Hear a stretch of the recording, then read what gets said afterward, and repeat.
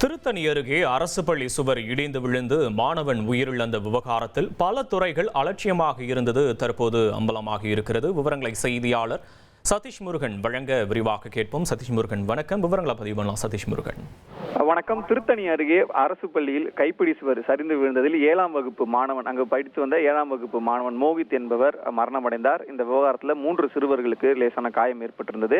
இந்த சூழ்நிலையில் திருவள்ளூர் மாவட்டம் ஆர்கேபேட்டை அருகே கொண்டாபுரம் கிராமத்தில் அரசு உயர்நிலைப் பள்ளி செயல்பட்டு வருகிறது. இந்த பள்ளியில தான் 7ஆம் வகுப்பு படித்து வந்த மோகித் நேற்று பிற்பகல் மதிய உணவு இடைவெளியின் போது பள்ளியில் கைப்பிடி சுவர் அருகே அமர்ந்து உணவு அருந்தி கொண்டிருந்த போது திடீரென சரிந்து விழுந்து அந்த சிறுவன் உயிரிழந்தார்.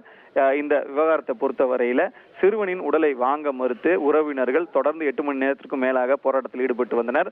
இந்த விவகாரத்தை பொறுத்தவரையில பள்ளி கல்வித்துறை சார்பில் பள்ளி தலைமை ஆசிரியர் உள்ளிட்ட 3 பேர் மீது காவல்துறை வழக்கு பதிவு செய்திருக்கிறார்கள். முறையான விசாரணை என்பது உத்தரவிடப்படும். யார் மீது தவறு நடந்தாலும் நடவடிக்கை எடுக்கப்படும் என அமைச்சர் தெரிவித்திருந்தார், கல்வித்துறை அமைச்சர். அதே போல இந்த விவகாரத்தில் குடும்பத்திற்கு இழப்பீடாக 3 லட்சம் நிவாரணம் அறிவித்து முதலமைச்சரும் தனது இரங்கலை பதிவு செய்திருந்தார்.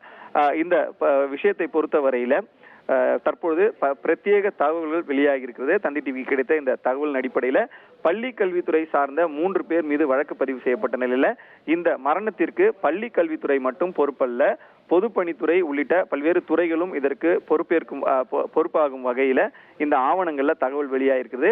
குறிப்பாக சொல்ல வேண்டும் என்றால் இந்த பள்ளியை பொறுத்தவரையில 2014ஆம் ஆண்டு 15ஆம் ஆண்டு நபார்டு வங்கி நிதியில கட்டப்பட்டிருக்கிறது. 1,23,30,000 ரூபாய் செலவில் கட்டப்பட்ட இந்த பள்ளி கட்டிடம் என்பது ஒரு 10 ஆண்டுகள் கூட ஆகவில்லை. 2025 இந்த 10 ஆண்டுகளுக்குள்ளே அது பழுதடைந்திருக்கிறது. இந்த விஷயத்துல பொதுப்பணித்துறையும் அலட்சியமாக செயல்பட்டது தெரிய வந்திருக்கிறது. 10 ஆண்டுகளுக்குள்ளாகவே கட்டப்பட்ட கட்டிடம் என்பது சேதமடைந்திருக்கிறது என்பது ஒரு புறம் இருக்கட்டும். அதே போன்று இந்த சம்பவம் நடைபெற்ற பொழுதும் கூட பள்ளியை சார்ந்த தலைமை ஆசிரியர் அந்த பள்ளி ரிப்பேர் ஒர்க், அதாவது ஒவ்வொரு பள்ளியிலும் ஆண்டுதோறும் இந்த வருடாந்திர மெயின்டெனன்ஸ் என்று சொல்லக்கூடிய வருடாந்திர அந்த பழுது பார்க்கும் பணிகள் என்பது நடைபெறும். அதையும் பொதுப்பணித்துறை தான் மேற்கொள்வார்கள். இந்த பொதுப்பணித்துறை சார்பில் இந்த ஆண்டு, அதாவது 2025-26ஆம் ஆண்டிற்கான 53 திருவள்ளூர் மாவட்டத்தை சேர்ந்த 53 அரசு பள்ளிகளுக்கு சுமார் 4 கோடி ரூபாய் செலவுல இந்த மெயின்டெனன்ஸ்க்காக ஒதுக்கப்பட்டிருக்கிறது. அதில் குறிப்பாக இந்த கொண்டாபுரம் இந்த பகுதியில் இருக்கக்கூடிய இந்த அரசு பள்ளிக்கு 8 லட்சம் ரூபாய் அந்த ரிப்பேர் செய்வதற்கான பணி நிதி ஒதுக்கீடு செய்யப்பட்டு அந்த பணிகள் நடைபெற்றிருக்கிறது.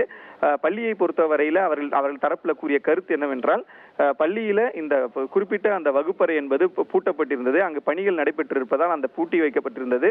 அந்த இடத்துல அந்த சம்பவம் நடைபெற்ற பொழுது பொதுப்பணித்துறை சார்பில் மேற்கொள்ளப்பட்ட அந்த ரிப்பேர் ஒர்க்கின் போது, ரிப்பேர் பணிகளின் பொழுதுதான் இந்த அசம்பாவிதம் நடைபெற்றது என்பதை அந்த பள்ளியினுடைய தலைமை ஆசிரியர் மாவட்ட கல்வி அலுவலருக்கும் அதே போன்று அவர் முதன்மை கல்வி அலுவலருக்கும் எழுதிய கடிதத்தில் மிக தெளிவாக குறிப்பிட்டிருக்கிறார். தற்பொழுது நாம் வெளியிட்டிருக்கக்கூடிய இந்த அனைத்து தகவலுமே இந்த கடித போக்குவரத்து மூலமாக தெரிய வந்திருக்கிறது. இதை குறிப்பிட்ட பிறகும் கூட பள்ளி கல்வித்துறை அதிகாரிகள் மீது மட்டுமே இந்த நடவடிக்கை என்பது எடுக்கப்பட்டிருக்கிறது. இந்த கடித போக்குவரத்து என்பது மாவட்ட ஆட்சியர் அளவிற்கு சென்று மாவட்ட ஆட்சியருக்கு அறிக்கையாகவும் தாக்கல் செய்யப்பட்டிருக்கிறது.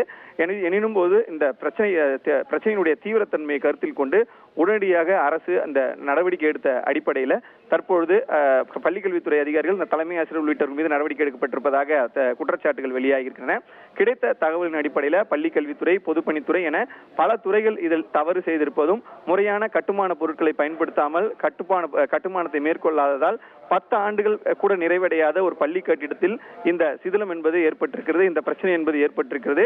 அதன் தொடர்ச்சியாக அதை ரிப்பேர் செய்ய வந்த, அதை சரி செய்ய வந்த பொதுப்பணித்துறை அதிகாரிகளும் அதை முறையாக கவனிக்கவில்லை, கண்காணிக்கவில்லை என்கிற குற்றச்சாட்டு அதிகாரப்பூர்வமாக இந்த 2 துறை அதிகாரிகளுக்கு இடையே ஏற்பட்ட, அதாவது பள்ளிக்கல்வித்துறை மாவட்ட ஆட்சியர் எழுதிய இந்த கடித போக்குவரத்தின் மூலமாக தற்பொழுது வெளியாகி இருக்கிறது என்பதை நம்மால் பார்க்க முடிகிறது. தந்தி டிவிக்கு கிடைத்த இந்த பிரத்யேக தகவல்களை நாம் தற்பொழுது இந்த ஆவணங்கள் மூலமாக நாம் தெரிந்து கொள்கிறோம்.